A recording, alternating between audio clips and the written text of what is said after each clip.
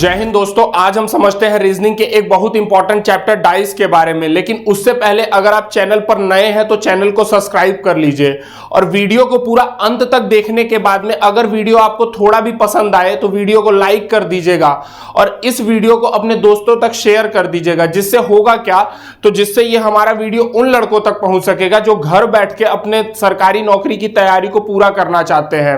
तो शुरुआत करते हैं आज के अपने चैप्टर की, जिसका नाम है डाइस या पासा। देखिए, पासा घन का ही एक रूप होता है। मतलब यह है कि जो क्वालिटीज हमको घन में देखने के लिए मिलेगी वही सारी क्वालिटीज हमको पासा में भी देखने के लिए मिलती है। जैसे उदाहरण के लिए घन में कुल 6 सतह होती है, उसी तरह से पासे में भी कुल 6 ही सतह होती है। लेकिन पासे की सतह को हम सतह ना कह के वहां पे फलक कहने लगते हैं। तो ये क्वेश्चन अभी इसी साल के जेल प्रहरी में पूछा हुआ था कि पासे में कुल कितने फलक होते हैं। तो पासे में कुल 6 फलक होते हैं। इसको आप दिमाग में रखिएगा।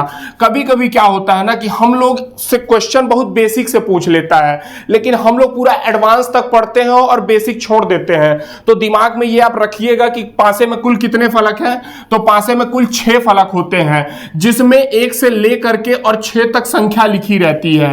अब इन 6 फलकों में से हमको देखने के लिए केवल 3 ही फलक दिखते हैं और 3 फलक देखने के लिए नहीं मिलते हैं, इसीलिए यहां से क्वेश्चंस बन जाते हैं।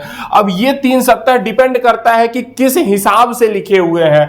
उसी हिसाब से हम पासे को 2 प्रकार में पढ़ते हैं। सबसे पहला हिस्सा पासे का हो जाता है खेलने वाला पासा और दूसरा हिस्सा होता है पढ़ने वाला पासा। यही 2 तरीके के पासे हम देखने को पाएंगे आज के इस क्वेश्चंस में।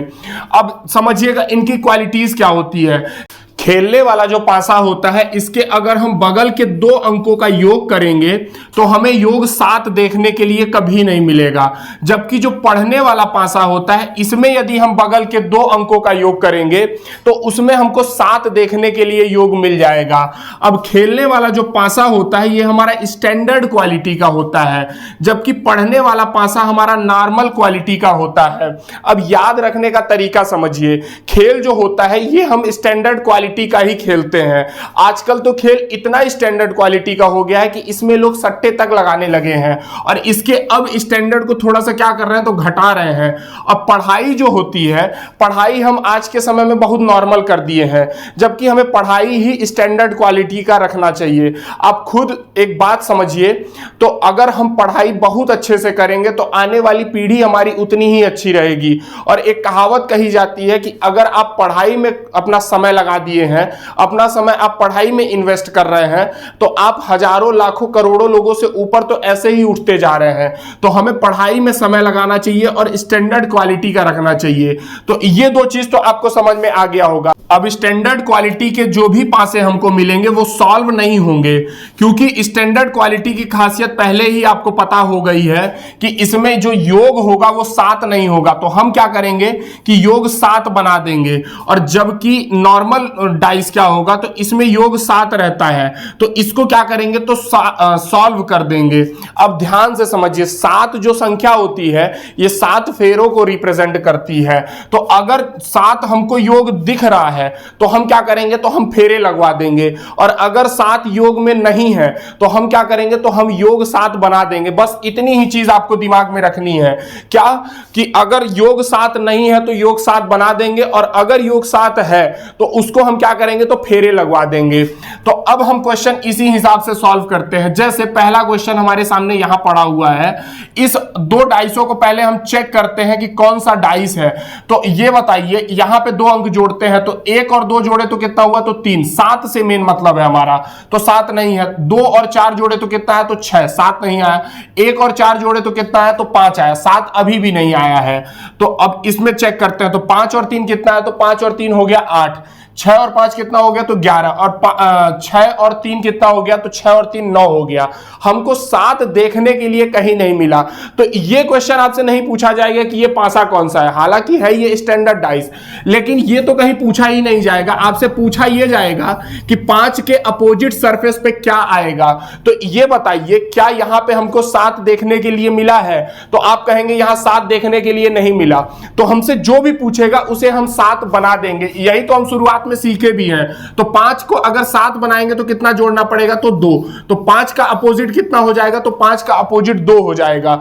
इस तरह से क्वेश्चन सॉल्व कर लेंगे। अब एक और क्वेश्चन ले लेते हैं जिसमें 7 योग रहेगा, फिर देखते हैं कि उसे किस तरह से सॉल्व करेंगे। जैसे उदाहरण के लिए यहां पे दूसरा क्वेश्चन पड़ा है, इसमें देखिए तो इसमें अगर हम 5 और 2 जोड़े तो 7 हमको शुरू में ही मिल गया। तो अब उसके बाद किसी को चेक करने की जरूरत ही नहीं है। क्यों?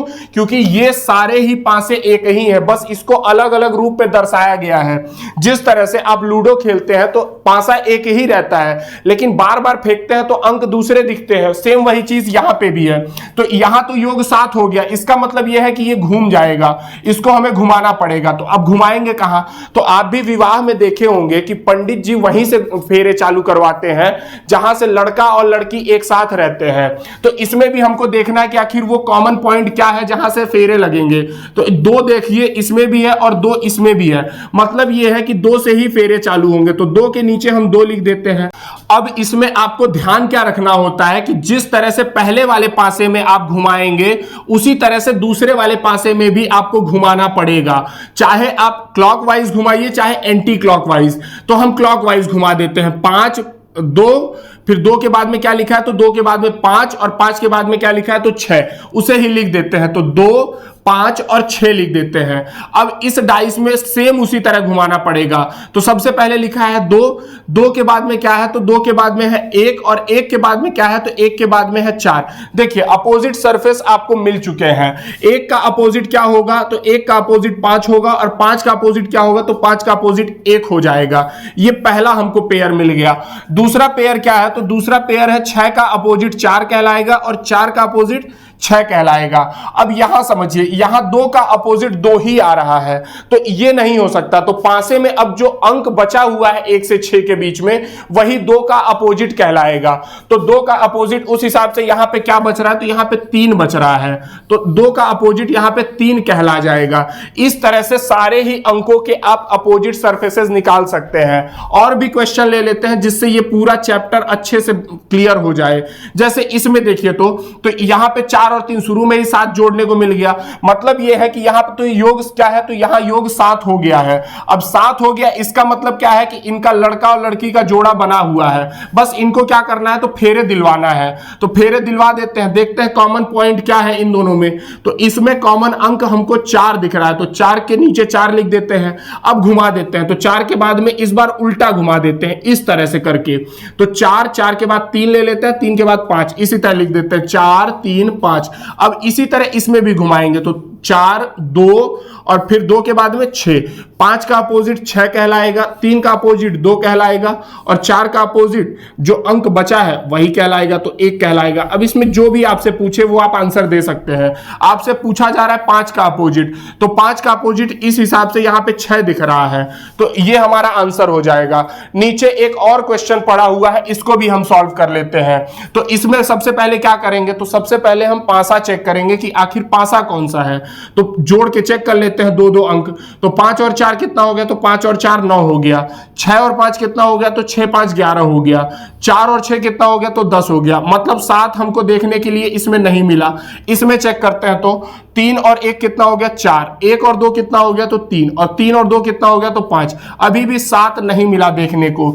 इसका मतलब यह है कि 7 अगर नहीं है तो 7 बना देंगे। तो जो भी अंक पूछ रहा है उसको हम 7 बना देंगे। 6 पूछ रहा है तो 6 को 7 बनाने के लिए 1 जोड़ना है, तो 6 का अपोजिट क्या हो जाएगा? तो 6 का अपोजिट 1 हो जाएगा।